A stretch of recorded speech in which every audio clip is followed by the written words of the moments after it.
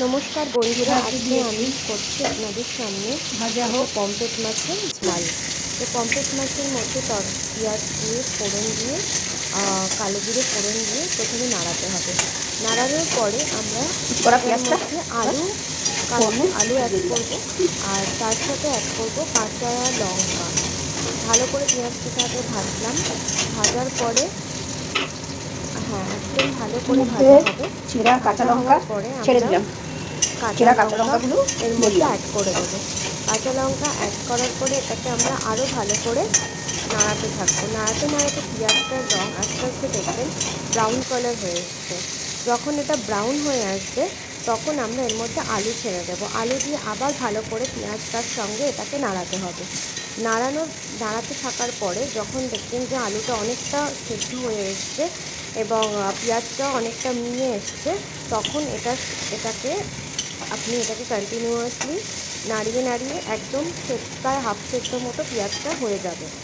এরপর আমরা এটার সঙ্গে একটু হলুদ দেবো আর দেবো শুকনো লঙ্কার গুঁড়ো, মানে কাশ্মীরি লাল যেটাকে আমরা বলি। এই শুকনো লঙ্কা বা কাশ্মীরি লালটা গুঁড়োটা দেওয়ার পরে ভালো করে আবার এটাকে নাড়াতে হবে। তো আমি কিছুক্ষণ ভালো করে এটাকে ফ্রাই করার পরে এর মধ্যে আমি একটু বাটির মধ্যে সর্ষের জল ভিজিয়ে রেখেছিলাম। তো আমাদের যেহেতু এখন সর্ষে পুরোপুরি খাওয়া উচিত নয়, তো আমি এর মধ্যে জলটাকে ছেঁকে দেবো। তো সর্ষের জলটাকে এর মধ্যে আমি ছেঁকে আলাদা করে আমি এক বাটিতে রেখে দিয়েছিলাম, সেই ছেঁকা জলটাই এর মধ্যে দিয়ে দিয়েছি। তো পুরো জলটা দেওয়া হয়ে গেলে আস্তে আস্তে পুরো জলটা দিয়ে দিতে হবে। দেওয়া হয়ে গেলে এই আলু পেঁয়াজটার সঙ্গে এটা পুরো আলু পেঁয়াজটার সঙ্গে পুরো মেশা হয়ে গেলে আবার ভালো করে ফুটতে দিতে হবে। ভালো করে ফোটা হয়ে গেলে আমি যে আলাদা করে মাছগুলো ভেজে রেখেছিলাম সেগুলো এটার মধ্যে দিয়ে দেবো। তো মাছটার সঙ্গে জলটা ভালো করে ফুটতে থাকবে। ফুটতে ভালো মতো ফুটে গেলে আমি এটার মধ্যে ঢাকা চাপা দিয়ে দেবো, যাতে মাছটাও নামানোর আগে আলুটাও সেদ্ধ হয় এবং জিনিসটা একটু মাখা মাখা হয়। তো মাখা মাখা হয়ে যাওয়ার পরে আমি দেখতে এলাম যে কতটা ঠিকমতো হয়েছে।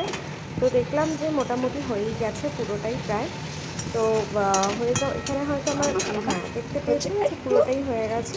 এবার হয়ে যাওয়ার পর একটু বেশি জলটা টেনে নিয়েছিল, যেহেতু ঢাকাটা অনেকক্ষণ ধরে দেওয়া ছিল। তো আমি আরেকটুখানি এটার সঙ্গে জল অ্যাড করে একটু পাতলা করে নিলাম, ভালো লাগতো, কারণ অনেকে তো একটু ঝোল খেতে পছন্দ করেন। তো আমি একটু পাতলা করে নিলাম। পাতলা করে নেওয়ার পরে আমি আরেকটু ফুটতে দিলাম, কারণ না হলে টেস্টটা মিশবে না। তো ফোটা হয়ে গেলে আমি গ্যাসটা বন্ধ করে দিলাম। গ্যাসটা